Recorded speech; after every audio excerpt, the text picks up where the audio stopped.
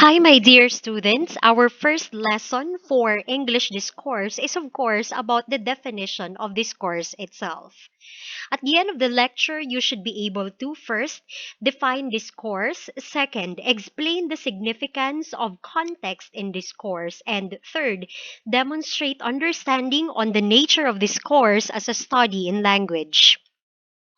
Having been able to read your comments as your answers on Impressions 1, I would like now to point out that discourse is not just about communicating. It is not just about the day to day conversations that we do with other people. It is not just about the exchange of ideas. Discourse is more than that.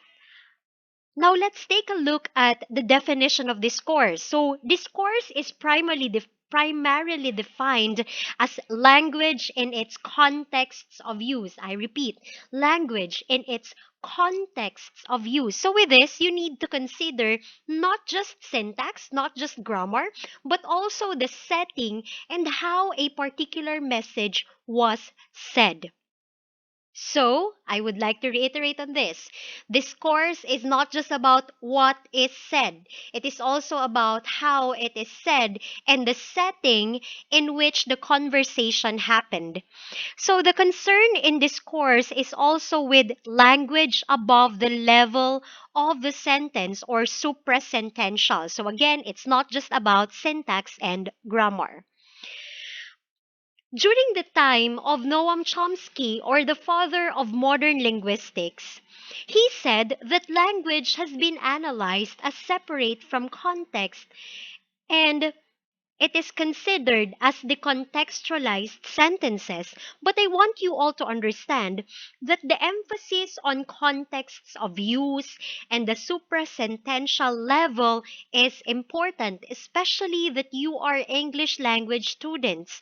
So we always need now to consider the study of contextualized sentences, not just the contextualized sentences.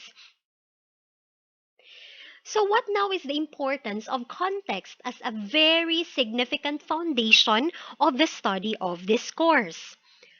I would like to emphasize on this, my dear students, that context is everything. In communication, context is everything. It defines a lot of things in the entire communication process. It shapes the meaning in all forms of communication. And without context, you cannot communicate effectively. Why? Take a look at this. When your message is delivered in one context but received in another, it likely leads to miscommunication. Say, for instance, you use the statement, keep me posted. I repeat, keep me posted. So we all know that the definition of this statement is for you to tell the person that you are talking to keep you updated about things. Okay? The question is that, do you think this statement is appropriate to be told all the time, regardless of the setting, regardless of who you are talking to? Unfortunately, no. When you use the statement keep me posted, you need to make sure that you are the superior and you are telling your subordinate to keep you posted about whatever the task they are doing, about whatever instruction you gave them. Which means if you are a student, it is highly inappropriate and offensive to tell your professors to keep you posted because it is not their obligation to keep you posted. Do you get it? So, what now is the lesson here? You need to make sure that before you tell a particular remark on things, you need to consider who are you talking to? Is the setting appropriate? Is the time of the day appropriate for you to tell this and that? Because context is actually the setting in which communication takes place. And when we talk about setting, this is not just the location. As you could recall earlier, I told you you need to consider who you are talking to. the specific time of the day that you said a particular message, all these aspects in communication process are part of the setting. And with that, you are dealing with context. Context helps establish meaning and influence what is said and how it is said. So please do internalize this one. Also, to have or to give you a clearer understanding of context, here are the four general aspects of context according to De Vito in 2005. First, context could be the physical setting. So it will include the location, it will, of course, include the weather. It will also include the presence of noise. So, all these three are the things that you need to consider whenever you are talking to a person under the physical context. Location. It is not all the time that the words you're telling comfortably with people is appropriate to be told to other people in different locations. Example, you have your different set of words and vocabulary whenever you are at home compared to whenever you're talking to your professor at school, compared to whenever you are talking with your friends. Weather. You also need to consider weather whenever you are trying to communicate with other people.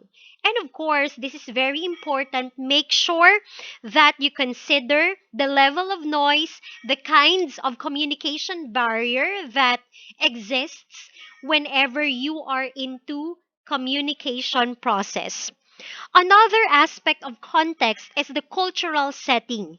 You need to understand, everyone, that cognition or your ability to understand, your motivation to hear, to absorb the meaning, to agree with the meaning or to disagree with the meaning, your emotions and your behaviors, they are all relevant to the cultural values and traditions that you have as a speaker of the message or that the receiver of the message has.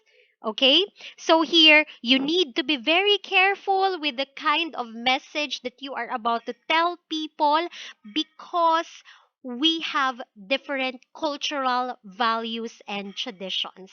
Respect needs to be always in the core of communication process. Another aspect of context that you need to consider is the social psychological context. So this now is relevant to the mental and emotional aspects of the people that you are talking to. Always remember that every person that we meet every day, lahat yan may kanya-kanyang pinagdaraanan. So we need to be mindful of their social and psychological contexts bago tayo salita, magbigay ng message to them. And then lastly, we have the temporal. So, this refers to the positioning of a message within a sequence of conversational events. Example, you were not involved in the prior communication process. Hindi ka kasama dun sa naunang pag-uusap. At bigla kang sisingit. What kind of impression are you now trying to let other people give about you? 'Di ba? So, you need to be very mindful of the temporal context in communication. It's not all the time that you can get involved in a particular message. You always need to consider or to ask for the consent of the first two participants in communication bago ka makisama in their communication. So in general, everyone, I want you all to understand that context or contextualized and suprasentential consideration of language is very important in the entire communication process. So that in return, you will become not just effective and efficient when it comes to the use of the English language, but as great communicators as well, because you do not just have the grammatical and syntactical efficiency, but you also have the contextual efficiency.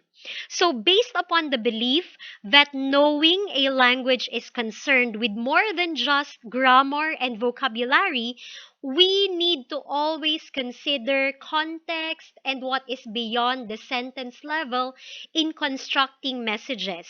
So, this also includes how to participate in a conversation or how to structure a written text.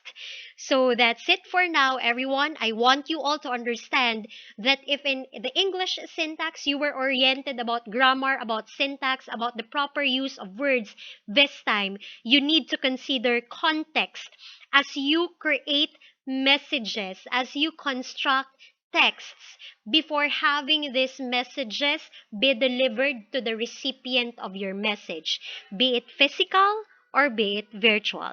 Thank you.